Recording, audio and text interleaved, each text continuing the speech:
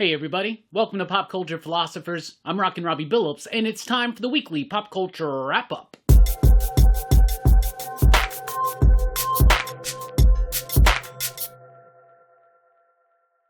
That's right, everybody. Thanks for checking out the video. I am Rockin Robbie Billups. This is the weekly pop culture wrap-up. It's the show where I go over the week's pop culture news, mostly comic books and movies. Let's get right into it. Batman Spawn. We now have all of the official details about this book. It debuts on December 13th. It's going to cost you $6.99. It is a one-shot comic written by Todd McFarlane with artwork by Greg Capullo. So very excited for this. We already knew that this was coming, but now we know officially it's just a one-shot. It's $7, and it's McFarlane and Capullo, and I am supremely excited. We also got the cover reveal, and I like it. Of course, it's going to have a lot of variant covers as well, but I'm all on board for this. Greg Capullo coming back to do not just more Batman, but more Spawn, and the two of them together.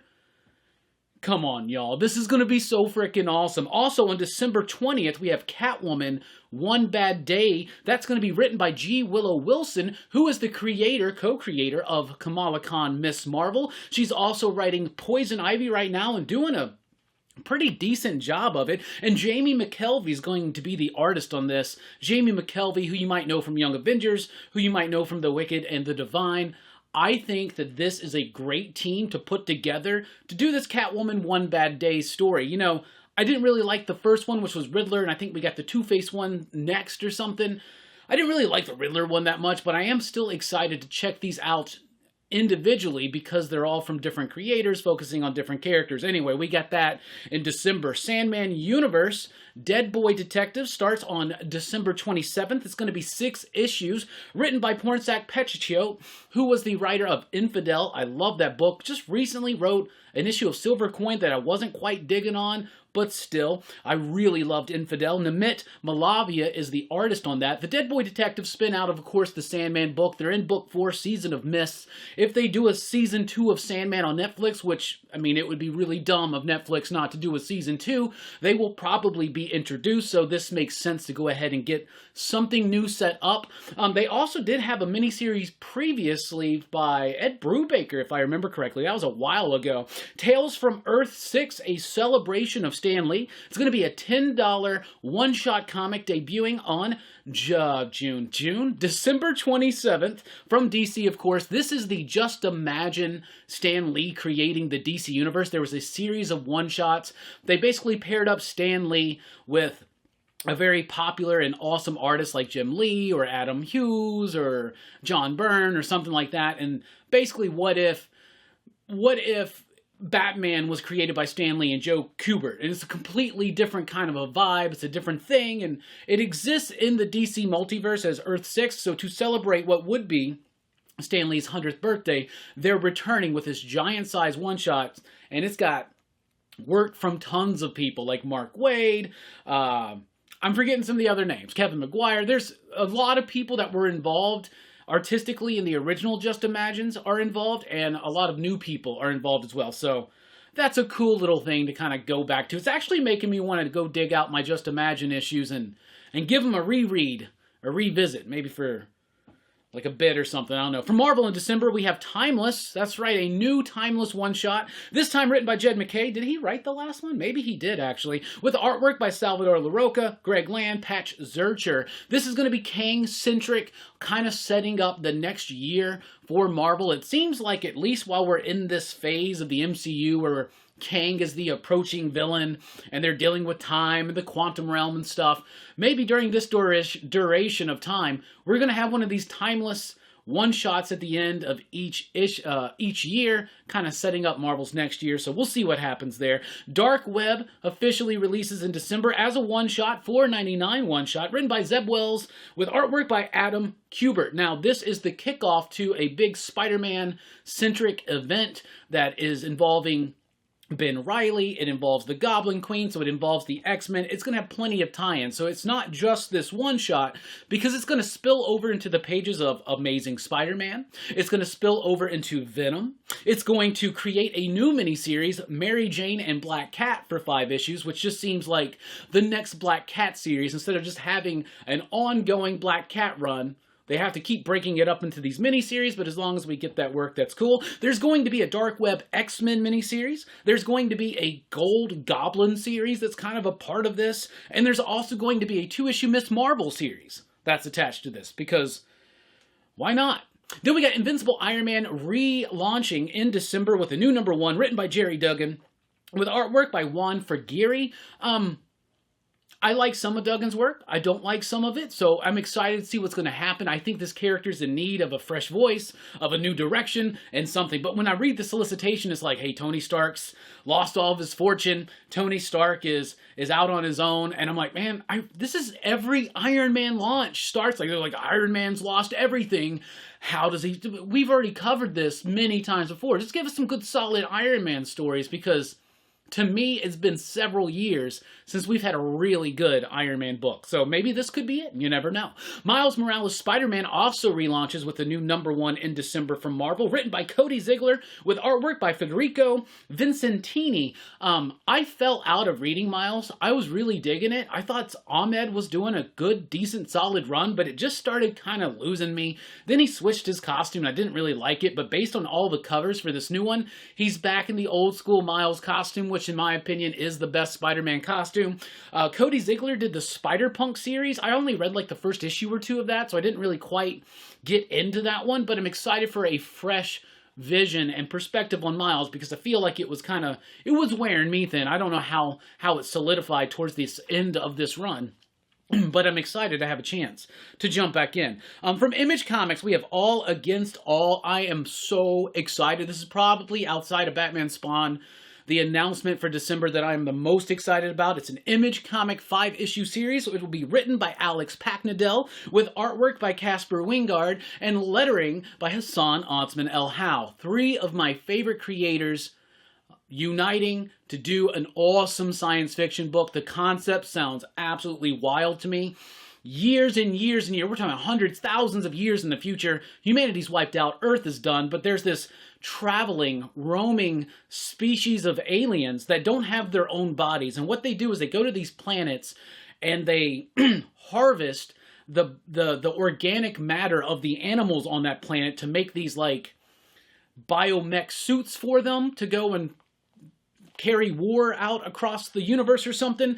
And so when they get to Earth, they kind of got this, I don't know, like a zoo that they've been making with all these savage beasts, and they're trying to, you know, make these biomech suits out of them. And there's one surviving human. And when they go after him, maybe they get a little bit more than they're bargaining for. I said that weird. Anyway, Alex Paknadel is a fantastic writer. Read Friendo, read Arcadia, read Turncoat. Those are amazing books. Casper Wingard just come off a very successful run on Homesick Pilots, which I absolutely loved. And Hassan Otsman El Hau, not only one of the best letters in comics, he got his own recent variant on an issue of Above Snakes that I thought was absolutely splendid. I am so pumped for All Against All. This already has the Robbie seal of approval. Haven't even read it yet, but hey Alex, man, whenever you can.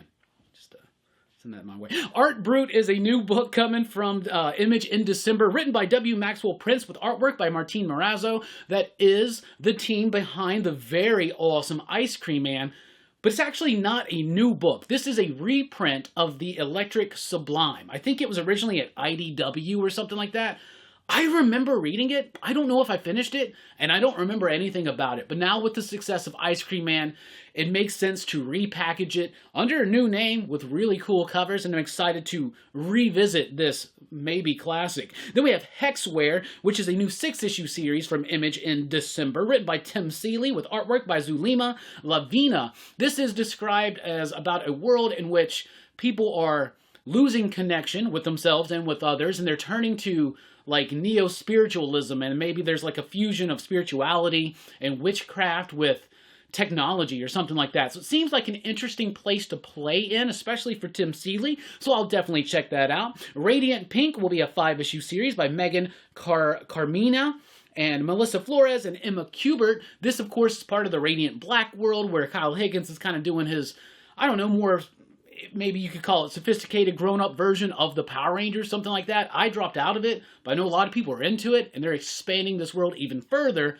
with Radiant Pink. Then we got Frank Miller's Pandora, 3-issue series debuting in December from Frank Miller Presents, written by Chris Silvestri, Anthony